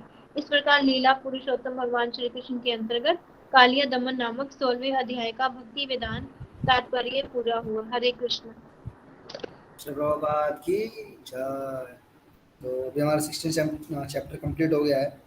तो इसमें अभी भगवान अभी बोल रहे हैं, भगवान ने एक तरह से भगवान आदेश दे रहे हैं कालिया को, क्या करो अब तुम इस स्थान को छोड़कर चले जाओ, क्योंकि यहाँ पर क्या है, तुम्हारे जो विष से क्या हो रहा है, सभी जो यमुना है वो जहरीली हो रही है, और जितने भी जो आसपास के जो ब्रजवासी हैं या जितने भी जो ब्रज पशु हैं, पेड़ पौधे इत्यादि जितने भी हैं, उनको क्या एक हानि हो रही है, तो आप यहाँ से चले जाओ। और भगवान क्या कह रहे हैं, सबको अपने जो भी आपकी संपत्ति है आप उसको लेके जा सकते हो, भगवान अलाउड कर रहे हैं। जनरली क्या होता है, जब कोई राजा किसी दूसरे के राज्य में जब आक्रमण करता है और उस राज्य को जीत लेता है, तो क्या करता है, वो उसका सारा संपत्ति, सारा धन, सारा जितनी संपत्ति है, चाहे व्यक्ति है चाहे वस्तु है, सब वो अपने कब्जे में कर लेता है और उसका भोग करता है। लेकिन भगवान क्या है, भगवान ने जो आक्रमण किया वो अपने एंजॉयमेंट के लिए नहीं किया, किसके लिए किया है, अपने भक्तों के आनंद के लिए। तो इसलिए भगवान जानते हैं कि वास्तविकता में ना उन्हें क्या करना है, तो इसलिए उन्होंने क्या किया है, कालिया को आदेश दे रहे हैं कि आप जाओ और साथ में क्या कर सकते हो, जितना भी आपकी संपत्ति है वगैरह वगैरह जो भी, तो उसको लेके जा सकते हैं। तो कोई कह सकता है कि प्रभु जी पानी के अंदर कैसी संपत्ति, सांप है, बिल में रहता होगा, क्या संपत्ति उसके पास होगी, तो विचार आ सकता है। तो सनातन गोस्वामी इसमें बहुत अच्छा टीका देते हुए लिख रहे हैं कि एक योग सिद्धि है जल स्तंभ। तो उसके अकॉर्डिंग क्या है कि व्यक्ति जल के अंदर भी सॉलिड चीज़ों को बना सकता है। तो कालिया और जो उसके जो इतने भी जो एसोसिएट्स थे, दे नो दैट आर्ट, कि जल के अंदर भी कैसे बड़े बड़े महलों का निर्माण करना है और जितनी भी आवश्यक वस्तुएं हैं उसका निर्माण करना है। तो ऐसा नहीं था कि कालिया वहाँ पर भुखमरी में मर रहा था या फिर वो बिलों के अंदर छुप के बैठा हुआ था। बहुत आलिशान महल, तो वर्णन आता है जो कालिया झील थी वो कितना, उसका वर्णन आता है 8 मील लंबी वो झील थी, और जिसमें यमुना जी का पानी उसमें कलेक्टेड हो रखा था, इकट्ठा हो रखा था। तो 8 मील के जो उसका जितना डायमीटर था उसके अंदर वो झील थी। तो जो कालिया नाग उसके अंदर रहा करता था अपने जितने भी जो उसके एसोसिएट्स हैं उसके साथ में, और उसके आसपास कोई भटक भी नहीं सकता था। इतना बताते हैं कि उस 8 मील की जो झील है उसको देवता लोग भी क्रॉस नहीं कर सकते थे, मतलब इतना उसमें से विष एवोपरेट होता था, इतना विष निकलता था, जैसे मैंने पक्षियों का बताया, इतना होता था कि वहाँ से कि देवता लोग भी उसके ऊपर से अपना प्लेन लेके नहीं जा सकते थे, वो भी या तो साइड टर्न से लेफ्ट टर्न से लेके जाया करते थे, कि इतने दायरे में क्या है, कालिया की वो है। तो भगवान ने कालिया को एक तरह से पनिश किया, तो भगवान यहाँ आदेश दे रहे हैं। तो भगवान आदेश दे रहे हैं इसका अर्थ क्या है, भगवान ने उसको क्षमा कर दिया। आप देखेंगे ब्रह्मा के प्रसंग में भगवान ने कुछ बोला भी नहीं, ब्रह्मा जी ने पूरी प्रेयर्स की, भगवान खड़े हुए हैं, ब्रह्मा जी चले गए, उन्होंने कहा ठीक है मैं चलता हूँ, भगवान कुछ भी नहीं बोले, ब्रह्मा जी चले गए। तो इसलिए ब्रह्मा जी को लगा शायद भगवान ने मुझे क्षमा नहीं किया, इसलिए उन्होंने दोबारा तपस्या की, और दोबारा वो फिर जैसे मैंने बताया था नवदीप महात्म्य में आता है कि वो हरदास ठाकुर के रूप में आए। लेकिन कालिया के केस में क्या है, तो उस केस में जो ब्रह्मा जी वाला पास टाइम है उसमें कई आचार्य लिखते हैं कि भगवान को एक तरह से समझ में भी नहीं आ रहा था कि कौन 4 मुख वाला व्यक्ति आ गया, मैं तो साधारण सा ग्वाला हूँ, गाय चराता हूँ, ये क्यों यहाँ पे आके इतनी प्रार्थनाएं बोल रहा है, मुझे तो कुछ समझ में भी नहीं आ रहा है, मुझे तो जाना अपने ग्वाल वालों के साथ, वो वेट कर रहे हैं, लंच का टाइम हो गया है, ये क्यों इतना प्रार्थना कर रहा है, मुझे जाने दो।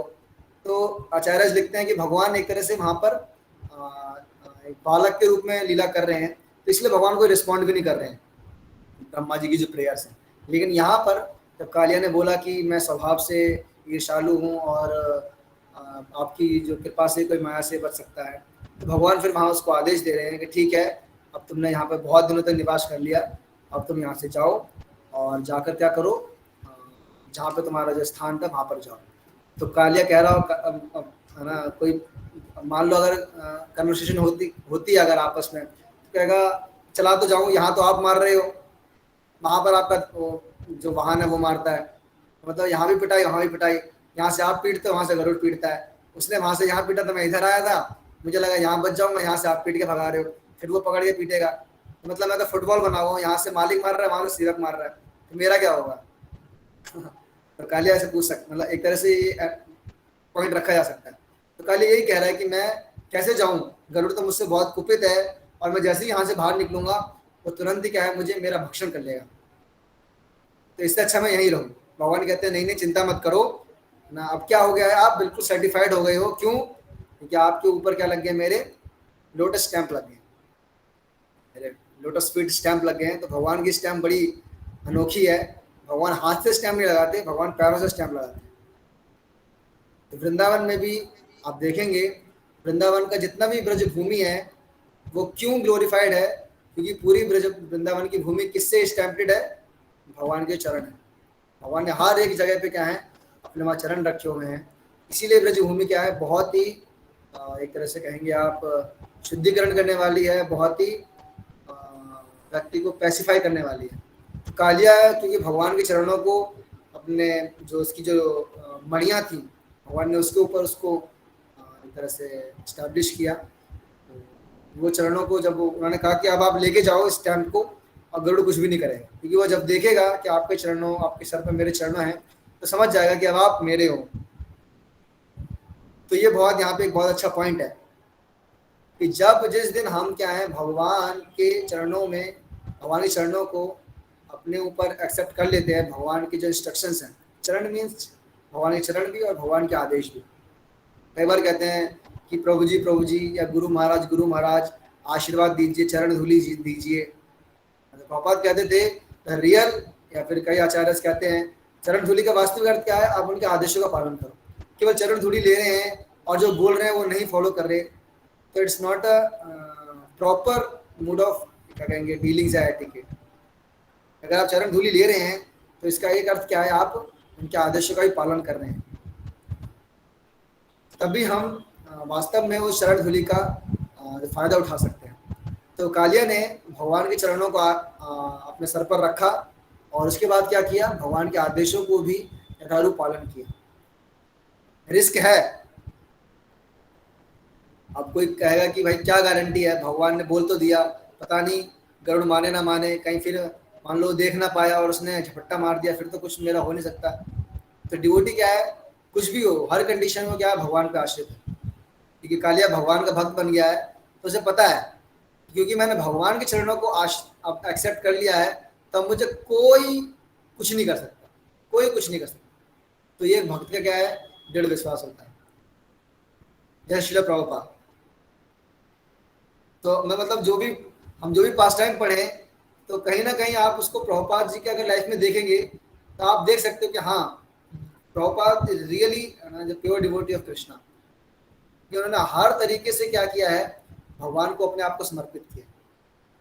प्रभुपाद यहाँ से जब निकले तो कुछ नहीं था उनके पास, बस यही था कि हाँ मेरे पास श्रीमद् भागवतम है, भगवान के आदेश हैं, भगवान की शिक्षाएं हैं, ठीक है अब मैं चल रहा हूँ। तो भगवान ने भी, कालिया भी क्या कहते हैं, एक तरह से वृंदावन छोड़ के समुद्र पार गया है ना। प्रभुपाद जी भी क्या है, भगवान के चरणों को धारण करके क्या है, एक तरह से है ना बिल्कुल समुद्र पार करके गए। मैं कंपेयर नहीं कर रहा कालिया एंड श्रील प्रभुपाद को, बट द मूड जो है कि किस प्रकार से अगर भगवान के चरणों को कोई आश्रय लेता है तो ही कैन डू मिरेकल, वो कुछ भी कर सकता है। और वो कालिया भी क्या है, भगवान के चरणों को लेकर वो निकला। और कोई डिवोटी मुझे बता रहे थे कि प्रभुपाद ने एक टेम्पल इस्टेब्लिश किया फिजी में, और वहाँ पर उन्होंने जो डीटीज हैं उनका नाम दिया, आई डोंट रिमेम्बर, उसमें डीटीज हैं कालिया कृष्ण। तो भगवान का नाम दिया है कालिया कृष्ण दिया है। तो जहाँ तक वहाँ पे वो डीटीज भी ऐसे ही हैं कि कृष्णा है और कालिया के ऊपर डांस कर रहे हैं, तो वहाँ पे उनके डीटीज हैं। तो आई डोंट रिमेम्बर एग्जैक्ट था, बट द फिजी में प्रभुपाद ने एक टेम्पल इस्टेब्लिश किया था और वहाँ पे उनका नाम दिया था कालिया कृष्ण। तो कई शास्त्रों के अनुसार बताया जाता है कि वही जो स्थान है वो जो है वो कालिया का निवास स्थान हुआ करता है। जो फिजी जो कंट्री है उसके आसपास के जो समुद्र हैं, तो वो क्या है, जो कालिया का निवास स्थान। तो आचार्य जानते हैं किस जगह क्या है। इसलिए ऐसे किसी ने प्रभुपाद से पूछा था कि प्रभुपाद आप जो मंदिर स्थापित करते हैं अलग अलग जगह, वो कैसे, किस वास्तु के अनुसार से करते हैं। हम लोग होता है ना, घर बनवाते हैं तो वास्तु चेक कराते हैं कि ये होना चाहिए, वो होना चाहिए, इस डायरेक्शन में, उस डायरेक्शन में। कहता है don't check any vastu. Prabhupada ने कहा कि मैं उसी जगह टेम्पल स्टैब्लिश कर रहा हूँ जहाँ सतयुग में ब्रह्मा जी ने टेम्पल स्टैब्लिश किए थे। प्रभुपाद ने कहा कि जहाँ जहाँ सतयुग में ब्रह्मा जी ने टेम्पल स्टैब्लिश किए थे, जो अभी इस समय नहीं है, तो मैं चाहे किसी भी कंट्री में जाता हूँ उसी जगह उसको स्टैब्लिश कर। तो आचार्य नो कि कहाँ पर क्या स्थान है और किस जगह को क्या पे स्थापित करना है। तो इस प्रकार कालिया है जो वहाँ से जाता है, और भगवान जो है अब अपने सभी जो गाल वाल हैं और जो जितने भी गौएं हैं उनके लिए बिल्कुल उस जल को बिल्कुल प्योर कर देते हैं। भगवान के बिल्कुल टच स्पर्श मात्र से क्या होता है, पूरा जो जल है जो इतने वर्षों तक कलुषित था बिल्कुल प्योर हो जाता है, और सभी लोग उसमें स्नान करते हैं। सभी ग्वाल वाल, सभी गाय, भगवान स्वयं उसमें स्नान करते हैं। और भगवान इसके बाद क्या कर रहे हैं, उसका श्रुति फल दे रहे हैं। भगवान खुद उद्घोषणा कर रहे हैं। तो ये शायद मेरे ख्याल से सुखदेव गोस्वामी इसका उद्घोषणा करें, नहीं, भगवान ने यह भी उद्घोष किया। तो भगवान कह रहे हैं कि यदि कोई इस कालिया झील में स्नान करता है जहाँ मैंने तथा ग्वाल वालों ने स्नान किया है, या यदि कोई एक दिन उपवास रखकर इस जल में पितरों का तर्पण करता है, तो वह सारे पापों के फलों से मुक्त हो जाएगा। तो भगवान क्या कह रहे हैं, यहाँ पर एक तरह से श्रुति फल दे रहे हैं कि कोई क्या है, अगर यहाँ पर इस जल में स्नान करता है तो क्या हो सकता है, सभी पापों से वो मुक्त हो सकता है। तो ये बहुत ही अच्छी खुशखबरी है हमारे लिए कि हम यमुना में स्नान करके, और अब कई लोग गए होंगे वृंदावन, तो वो जब वृंदावन परिक्रमा में आप जाते हैं तो वो पेड़ आता है जिसमें भगवान चढ़े थे, वो कदम ट्री, तो उसके पास में जो है वो बताया जाता है कि वही कालिया जो झील है उसके पास में वहाँ हुआ करती थी। अभी तो यमुना जी बहुत श्रिंक हो गई है, तो वी कांट सी, बट अगर हम यमुना जी में स्नान करते हैं तो हम क्या है, उसका फल प्राप्त कर सकते हैं, सभी जो पापों से मुक्त हो सकते हैं। और उससे क्या फ़ायदा है, पाप से क्यों मुक्त होना है, क्योंकि हमारे जीवन में बहुत सुख आ जाए, हम बिल्कुल संतुष्ट रहें, बिल्कुल चिंता मुक्त रहें। नहीं, ये सेकेंडरी है। एक भक्त के लिए सारी चीज़ें, सुख, संतुष्टि, शांति, ये सब सेकेंडरी है। उसके लिए फर्स्ट क्या है, भगवान की प्रसन्नता। भगवान चाहते हैं इसलिए मैं वहाँ पे क्या है स्नान करूँगा, भगवान चाहते हैं इसलिए मैं क्या है वहाँ जाऊँगा, उस स्थान का दर्शन करूँगा। ठीक है, उससे अगर मुझे करने से अगर वो मिल जाता है, थोड़ा है ना, मुझे समृद्धि मिल जाती है, मुझे शांति मिल जाती है, मुझे मेरे पाप नष्ट हो जाते हैं, दैट सेकेंडरी। वो तो मुझे भगवान के चरणों का आश्रय लेने मात्र से मिल जाएगा, सारे पाप नष्ट हो जाएंगे। सर्वधर्मान् परित्यज्य मामेकं शरणं व्रज अहं त्वं सर्वपापेभ्यो मोक्षयिष्यामि मा शुचः। तो भगवान इधर उधर क्यों जाएगा, भक्ति इधर उधर क्यों जाएगा, जब भगवान के चरणों में ही जाने से सारे पापों से नष्ट हो जाएगा, तो वो क्यों अलग अलग तीर्थों में भ्रमण करे। लेकिन वो क्यों करता है, क्योंकि भगवान का आदेश है। तो ये एक बहुत इम्पोर्टेंट इसमें समझने का वो है। तो ये एक पॉइंट था। और एक जो यहाँ पर एक और चीज़ है कि भगवान उससे आश्वासन दे रहे हैं कि तुम जाओ, गरुड़ तुम्हें किसी प्रकार का कोई वो नहीं करेगा। अब इसके बाद जो कालिया है और उनकी पत्नियां हैं, वो सब लोग भगवान का क्या कर रहे हैं, जितने भी उनके पास बेस्ट टू बेस्ट जितनी भी जो सामग्रियां थी उसको लेकर आ रहे हैं, वो भगवान को ऑफर कर रहे हैं, भगवान की वर्शिप का। तो ये भी क्या है, भक्ति का लिम्ब है। श्रवण कीर्तन स्मरण वंदन पाद सेवन दासरे अर्चन सखीजन आत्मनिवेदन। तो ये अर्चन जो है एक जो क्या है भक्ति का एक बहुत ही जो नवदा भक्ति है, उसमें जो अर्चन है वो भी one of the most important part of the भक्ति। तो अगर हम यदि जितने भी हमारे पास जो बेस्ट टू बेस्ट चीज़ें हैं उसका भगवान की सेवा में अर्पित करते हैं, तो इससे क्या होगा, वो वस्तु शुद्ध होती है।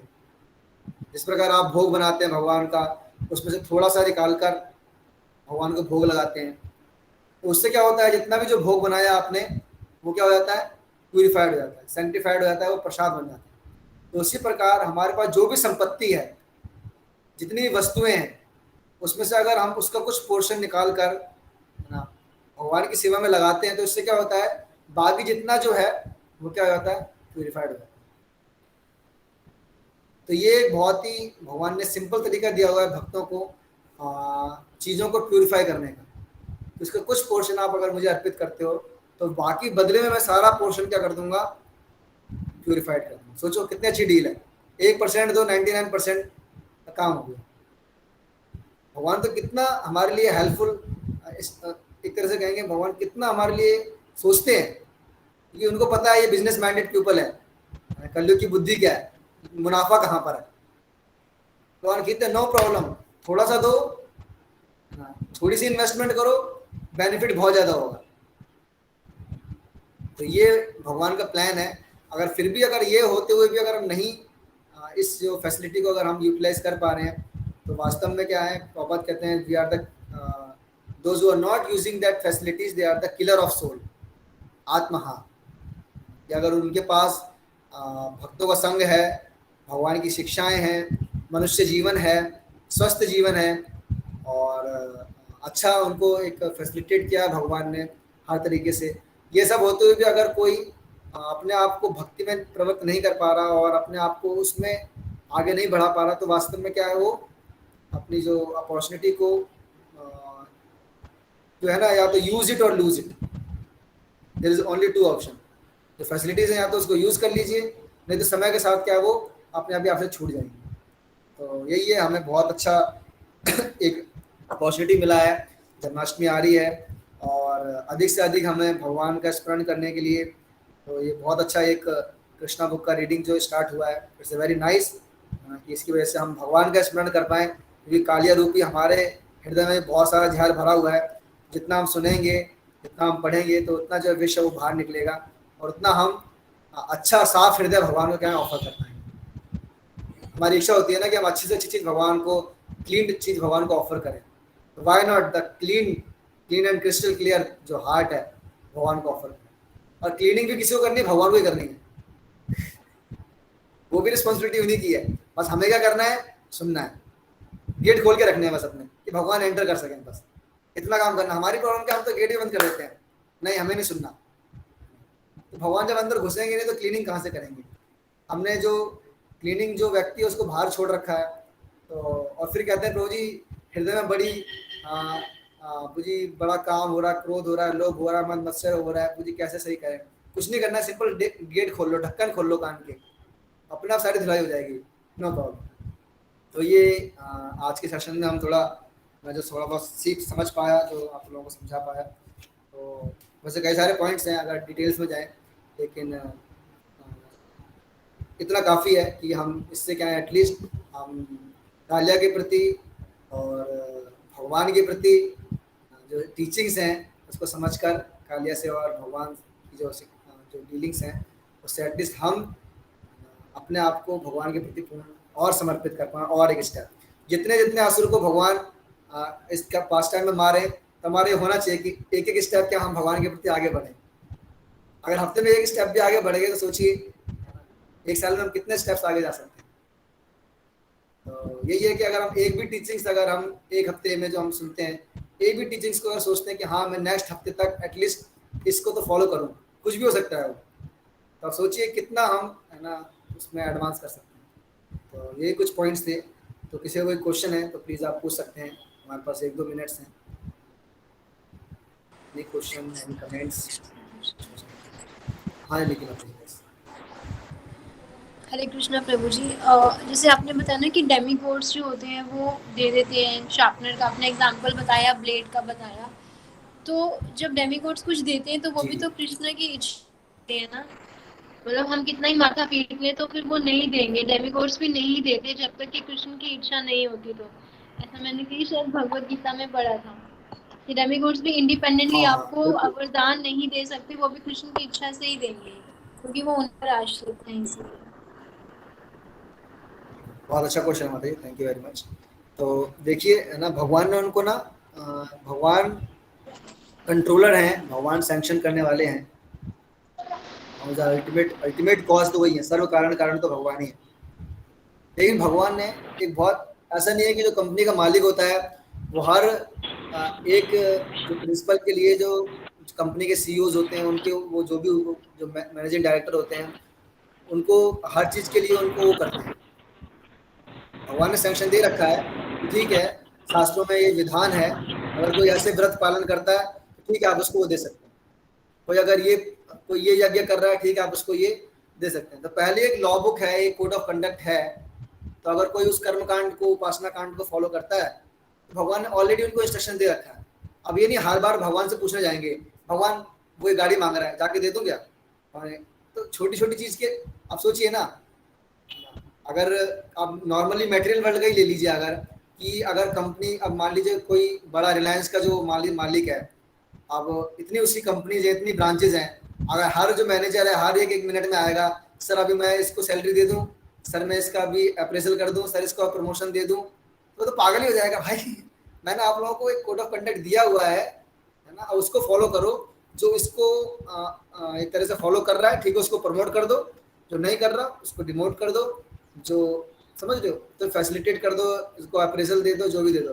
तो ऑलरेडी भगवान ने कोड ऑफ कंडक्ट दिया है, भगवान ने सैंक्शन किया है, लेकिन हर बार क्या है वो भगवान के पास नहीं जाते। लेकिन हाँ, अगर कोई भगवान के डायरेक्ट टच में है, भगवान का भक्त है, तो भगवान फिर बीच में सारे एमडी सीईओ सबको हटा देते हैं और कहते हैं इसका डायरेक्ट डीलिंग मेरे साथ, ये कुछ भी चाहिए इसको, ये सीधा मेरे पास आए, कोई बीच में नहीं, कोई एमडी नहीं, कोई सीईओ नहीं, भगवान डायरेक्ट डील करते हैं। तो फिर भगवान फिर देखते हैं कि अच्छा क्या चाहिए, नहीं ये नहीं मिलेगा, ये चाहिए, हाँ मिल जाएगा। तो ये भगवान फिर डायरेक्ट डील करते हैं अपने भक्तों के साथ में। कि भगवान ने भविष्य में बोला हुआ है कि है ना, कोई मेरा प्रिय नहीं है, कोई मेरा शत्रु नहीं है, लेकिन सेकंड लाइन में भगवान कहते हैं लेकिन भक्तों के प्रति मेरा देखो स्पेसिफिक इंक्लिनेशन है। आप चाहे कुछ भी कह लो, चाहे इसको बायसनेस कह लो, चाहे पार्शियलिटी कह लो, है तो है। तो बाबा जी उसमें परपट में एग्जाम्पल देते हैं कि हो सकता है कोई सोशल वेलफेयर है और वो सभी जो इतने भी जो लोग हैं, बच्चे हैं या जो ह्यूमंस हैं या फिर जो भी हैं, उनके प्रति इसकी एक रिस्पॉन्सिबिलिटी होती है, एक वेलफेयर करने का एक भाव होता है, लेकिन अपने बच्चों के प्रति उसका एक स्पेशल एक अफेक्शन और एक स्पेशल अटेंशन होती है। अब उसको आप ये नहीं कह सकते आप कि आपने बच्चों के प्रति इतना अटेंशन किया, वो नेचुरल है, वो तो हो गई। तो ऐसे ही है, मतलब बाकी जो हैं उनके प्रति भगवान का है, लेकिन जो भगवान के आप कहोगे प्रभु जी वो भी तो भगवान की संतान है, ये भक्त भी तो भगवान की संतान है, लेकिन they are surrendered soul, they are कहोगे आप जो भी बगावत करने वाले सोल हैं। तो भगवान कहते हैं ठीक है, इनको बगावत करने दो, तो इनको बाद में देखा जाए, उनके लिए माया को छोड़ रखा है, ठीक है, इनसे आप निपटो। दुर्गा देव जी निपट रही हैं उनसे, ऐसा है, उनके लिए आया छोड़ रखी है, आया होती है ना जैसे, तो ये दुर्गा देवी जी आया की तरह। रूमा माता जी का क्वेश्चन है,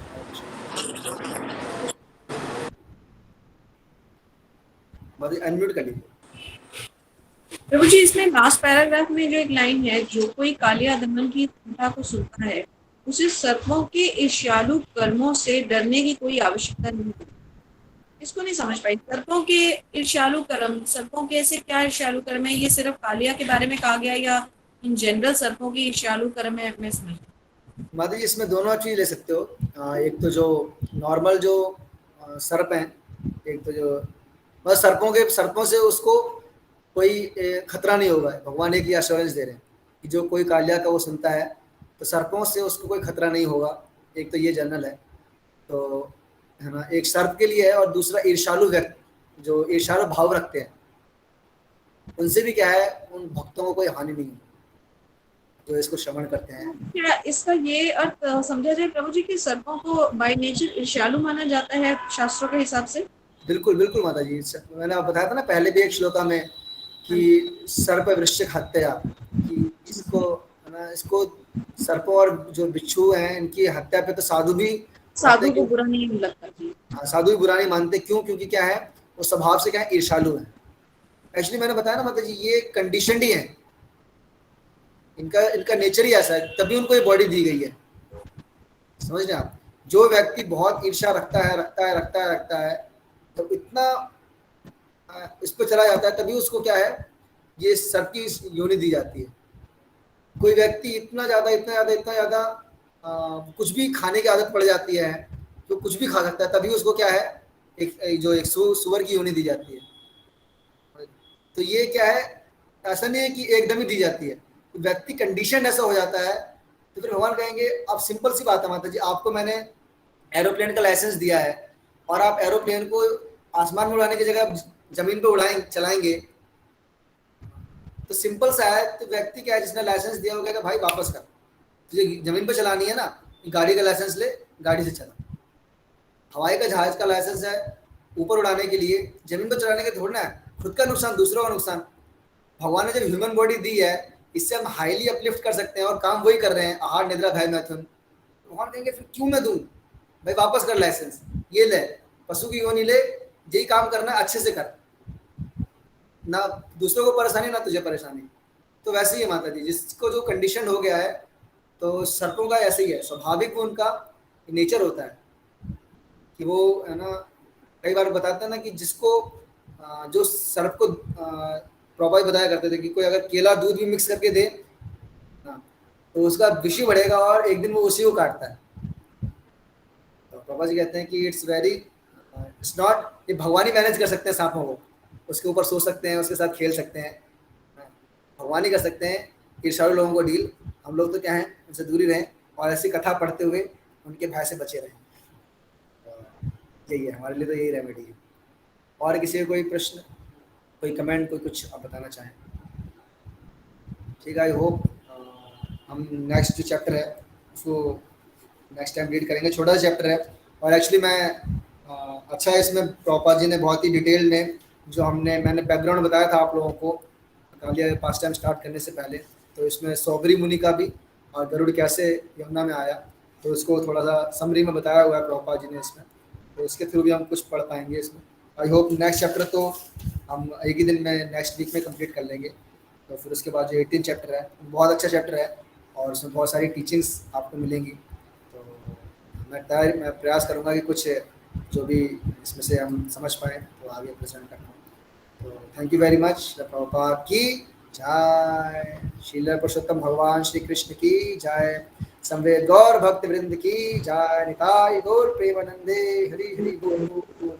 आने वाली जन्माष्टमी महामहोत्सव के जय। हरे कृष्ण।